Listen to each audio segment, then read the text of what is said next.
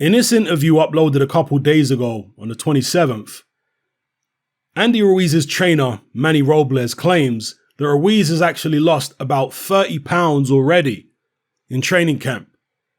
And this, to me, would appear to contradict the pictures that I saw and the videos that I saw with my very own eyes of Ruiz in training, who certainly did not look anywhere close to 30 pounds lighter than he was when he fought Anthony Joshua. However, perhaps Andy Ruiz, and this is actually in my mind very likely, perhaps Andy Ruiz was a lot heavier than he was when he fought Joshua when he came into camp, because he was living a good life, living his best life. After that AJ win, we saw him post lots of videos on social media. People say they've seen him eating tacos and drinking soda and stuff like that. We know that he likes to eat a lot because that's how he ended up looking the way that he does. So perhaps he came into camp 20 pounds heavier than he was when he fought AJ, and now he's lost 20 of those pounds to get back to the same weight as he was against AJ, plus an additional 10. Maybe that's what's going on there, because the Andy Ruiz I saw in them videos, he looked nowhere near 30 pounds lighter than he was against AJ. So maybe he just came into camp 20, 30 pounds overweight. Perhaps that's what it is. But there's still a long way before the fight.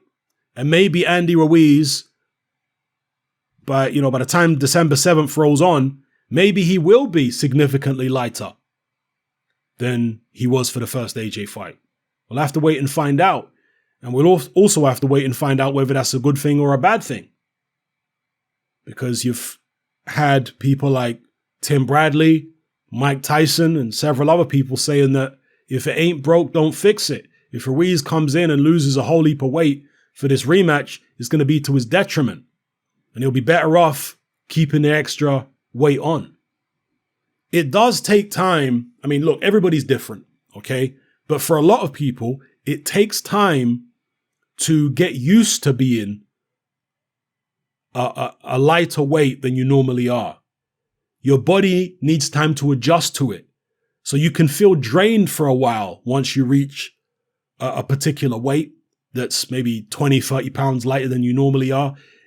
It can take your body a while to adjust to that weight and give you the kind of energy that you had at a higher weight. Yeah, a lot of people experience this. Will Andy Ruiz experience this? I don't know. For some fighters, they can lose enormous amounts of weight in a relatively short space of time and still have tons of energy, which is always remarkable to me when I see that. An example might be Buster Douglas when he fought Mike Tyson, because Buster Douglas came into camp, according to several of his sparring partners. And by the way, one of Buster Douglas's sparring partners, at least according to this individual, was a YouTuber, an old school boxing YouTuber called The Big Ragu. He's an Italian-American YouTuber, used to make, prediction videos and post-fight reviews many, many moons ago. I think he came back and made one or two videos in the past year, but for the most part, he's been MIA for years and years. But yeah, The Big Ragu told a story on his channel one time of when he was in camp for, helping Buster Douglas prepare for Mike Tyson. He said he never actually sparred Douglas, but he was one of the guys being lined up to spar Douglas. And he said Douglas was just knocking people out left, right, and center in camp. He was just running through sparring partners. But when Douglas came into that camp, I think Big Ragu mentioned it, and there were other Douglas sparring partners who have said this. Douglas was something like 280 pounds or close to 300 pounds when he came into camp.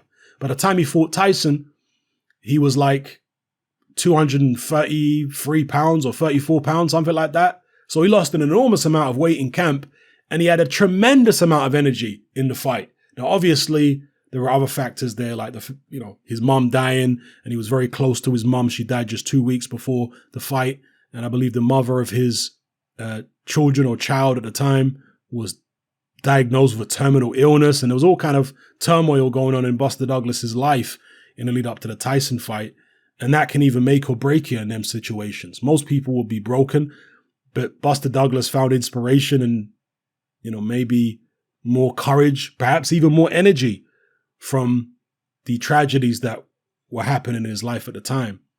So, maybe that can explain, at least partially, how he was able to lose so much weight, but then still retain so much energy.